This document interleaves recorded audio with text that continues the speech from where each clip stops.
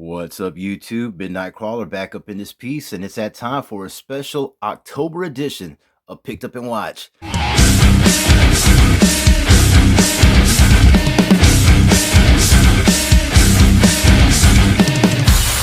All right, guys, first up, we have from 1964, we have the Black Torment. This is a redemption release that I picked up at Dollar Tree of all places. I was kind of stoked to find it there, and they had a few copies as well. Now, this slow burn right here is like a descent into madness type storyline with a twist at the very end.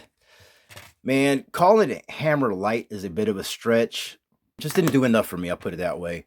But still, it's a worthy one to check out if you're into slow burn English horror. Next up, we got some horror comedy courtesy of Eddie Murphy and Wes Craven. Yes, from 1995, Vampire in Brooklyn. Really happy to snag this copy at the pawn shop on the cheap. And just a fun revisit, man. All right, next up, we have I Know What You Did Last Summer, the trilogy. Found this bad boy at Half Price Books on the cheap. Gotta say, the first one still holds up. Very iconic. Second one, a decent follow-up. And the third one, just the ugly duckling of the bunch. Kind of does its own thing. And very low budget. But very happy to snag this, and was a blast to revisit in October. All right, next up, guys, we have another slasher, and it's going to be Wrong Turn 1 through 5. This was a nice find at a San Marcos pawn shop on the cheap. Wrong Turn still holds up. I feel it's the tamest in the franchise, but you can't go wrong with the OG. Wrong Turn 2 Dead End is when things really start getting amped up, and this is a winner. Henry Rollins tears it up for sure. Wrong Turn 3 Left 4 Dead has some bad CGI at times, but overall, you get what you paid for. Sleaze and gore.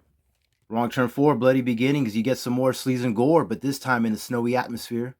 And Wrong Turn 5, Bloodlines. While I felt this might be the weakest entry so far, Doug Bradley's performance absolutely won me over.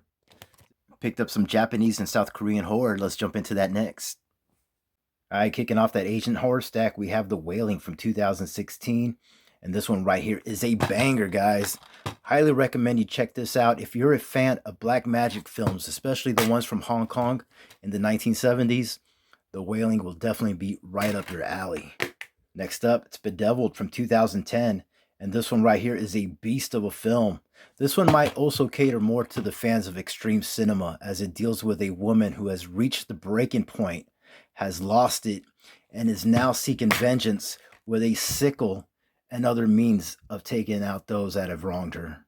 An amazing film and highly recommended.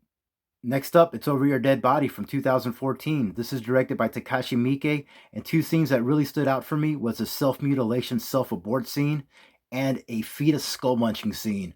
Powerful stuff, man. Miike knows his horror. Last one for the Asian horror stack, it's Angel Sanctuary from 2000. Very first time checking out this anime, and it's a pretty cool angel and demon horror vibe throughout. And a weird brother and sister incest angle as well. VHS for life, baby. Let's continue with the pickups. All right, guys, next up, it's a guilty pleasure of mine, the American remake of The Grudge. Big fan of these films, and any excuse to revisit them, I will do it. SMG and HD? Oh yeah, I'm game. Next up, The Strangers Prey at Night from 2018.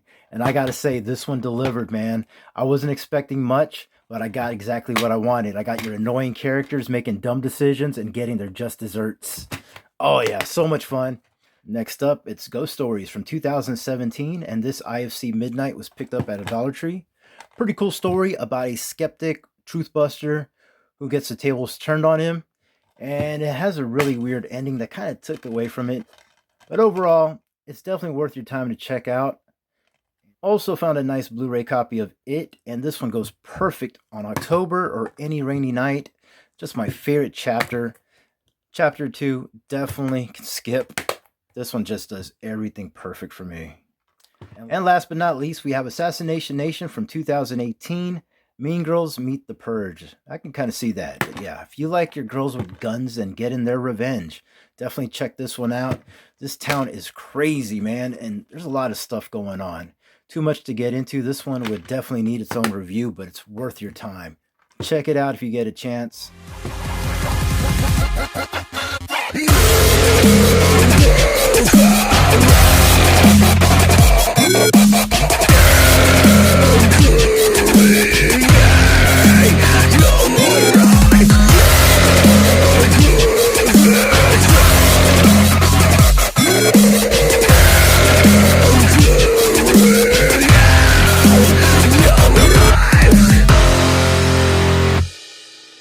catch you on the next one.